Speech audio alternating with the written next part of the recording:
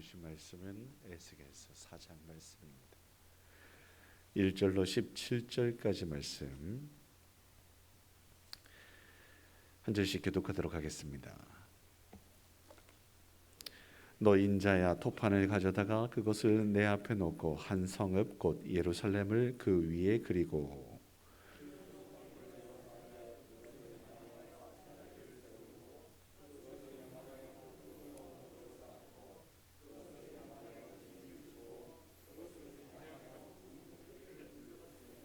또 철판을 가져다가 너와 성읍 사이에 두어 철벽을 삼고 성을 포위하는 것처럼 에워싸라.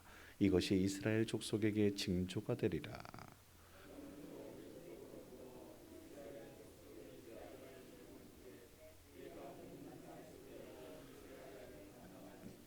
내가 그들의 범죄한 횟수대로 내게 날수를 정하였으나니 곧 391인이라.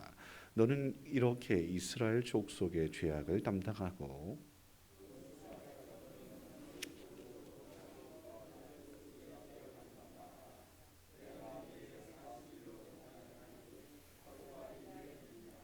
너는 또 내 얼굴을 에워싸인 예루살렘 쪽으로 향하고 팔을 걷어 올리고 예언하라.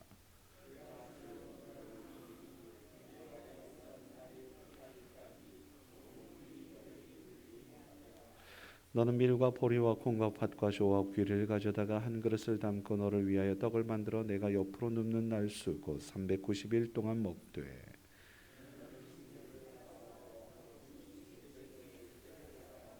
물도 6분의 1 흰씩 되어서 때를 따라 마시라.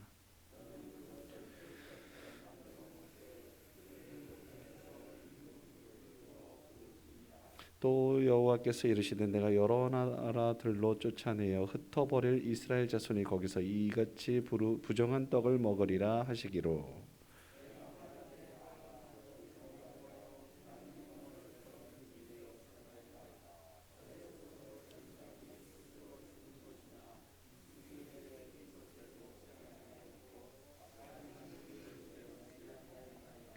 여호와께서 내게 이르시되 보라 쇠똥으로 인분을 대신하기를 허락하노니 너는 그것으로 떡을 구울지니라.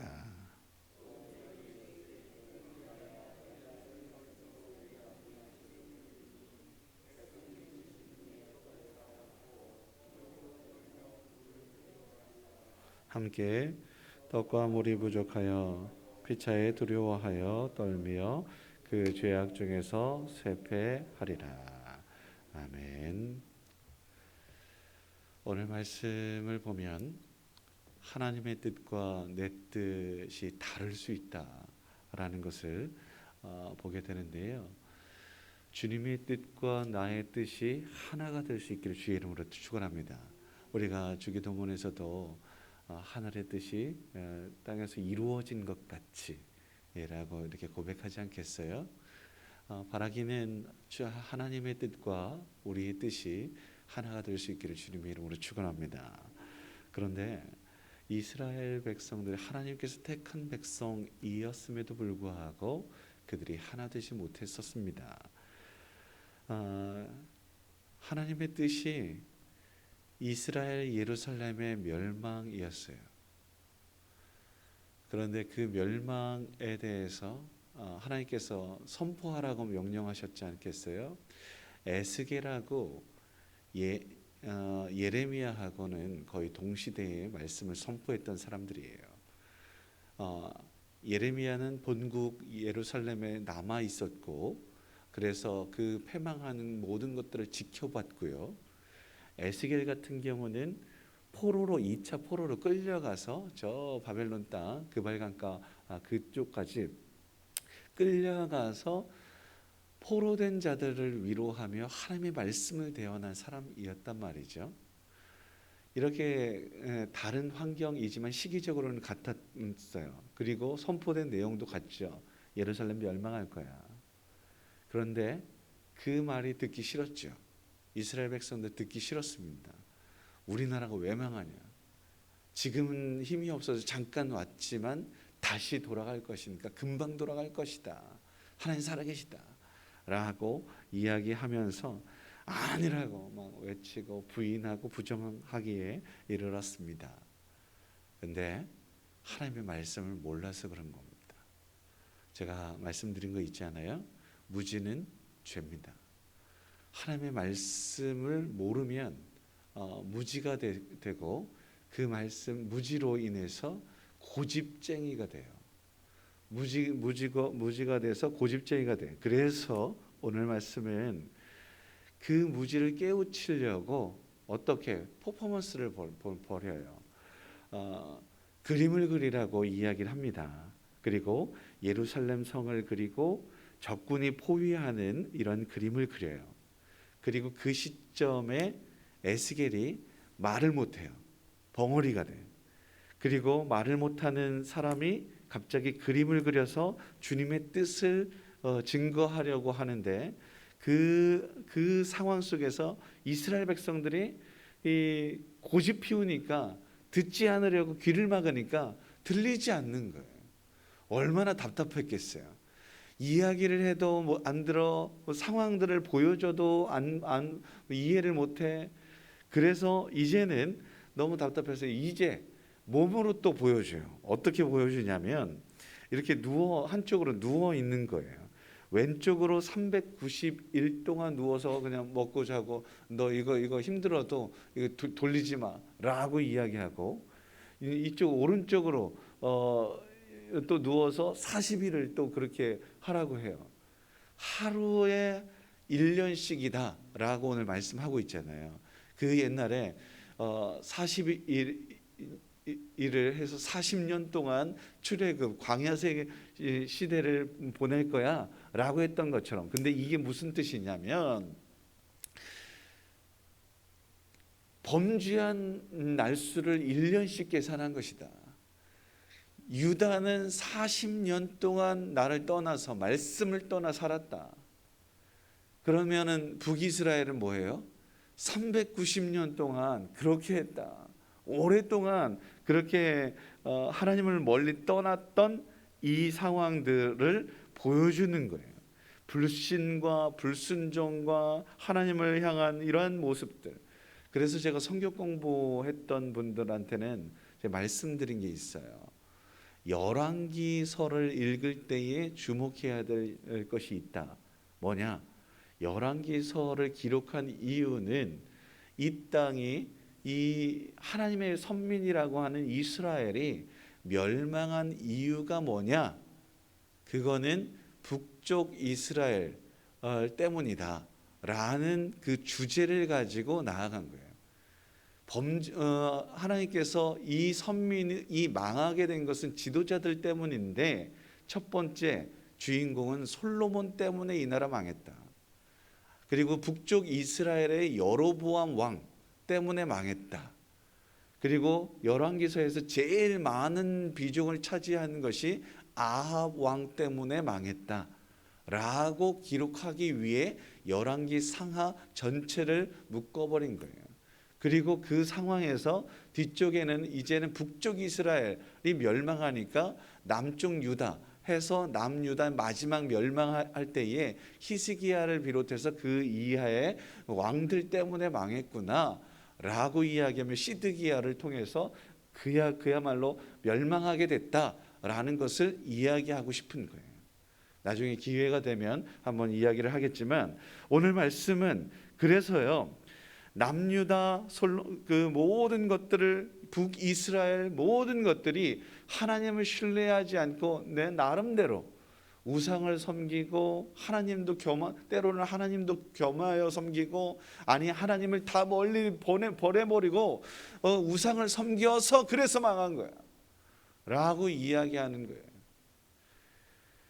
이 무지를 깨우치려고 이렇게 저렇게 이야기해도 듣지 않는 너희들 그래서 심판당하는 것이지 너희들 하나님의 힘이 없어서 망하는 게 아니야 라고 외치고 싶었던 겁니다. 그래서 오늘 말씀의 핵심은 9절에 있어요. 한번 볼까요? 그 말씀이 없어서 그렇다라는 이야기, 말씀의 기근. 그래서 제사장은 이야기하는 것이 또 뭐냐면 하나님 말씀을 대언하는 제사장이었잖아요. 그런데 오늘 인분으로 떡을 해서 만들라. 무슨 소리입니까? 하나님 거룩하지 않은 거 그거 안 됩니다 라고 이야기를 해요. 어떻게 그럴 수 있습니까? 그런데 그 가운데 하나님께서 그렇다면 쇠똥으로 그럼 만들어라 하면서 약간의 말씀을 또 이렇게 여유 있게 주세요. 그것도 별로 사실은 좋지 않은 거잖아요.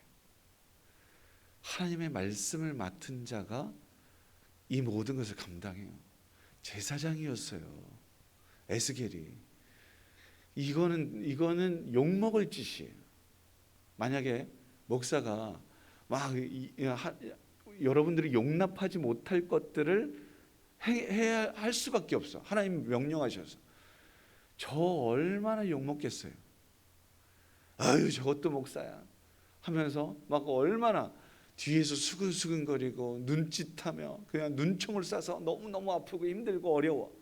이러한 일들이 지금 에스겔한테 벌어질 거란 말이죠. 비난과 정죄가 끝이 없을 겁니다. 그럼에도 불구하고 에스겔 말씀에 순종해요. 창피하죠. 집안 망신이죠. 수치와 모욕이죠. 이 모든 것 감당해요. 이 일을 통해서 하고 싶은 이야기는 뭐냐? 이스라엘 백성들이 하나님의 말씀을 듣지 않아. 자기 뜻대로만 고집해. 무지해. 이런 것들 깨우쳐서 그 무지는 곧 죄여서 너희들이 이 심판당할 수밖에 없어 라고 하는 것들을 보여주고 있는 거예요. 우리 오늘 말씀 결론을 짓겠습니다. 하나님의 말씀을 알아야 됩니다. 그리고 분별할 수 있는 지혜와 분별력, 그 말씀에 순종할 수 있는 우리, 혹 내 뜻대로 내 마음대로 행하려고 했던 모습들이 있다면 당연히 회개해야 되겠죠. 그래서 회개하고 정결하게 주의 뜻, 주의 백성으로 거듭날 수 있어야 되는 겁니다. 그것이 바로 심판을 면할 수 있는 길이요 생명을 누릴 수 있는 길임을 여러분 믿으시기 바랍니다. 저 또한 마찬가지.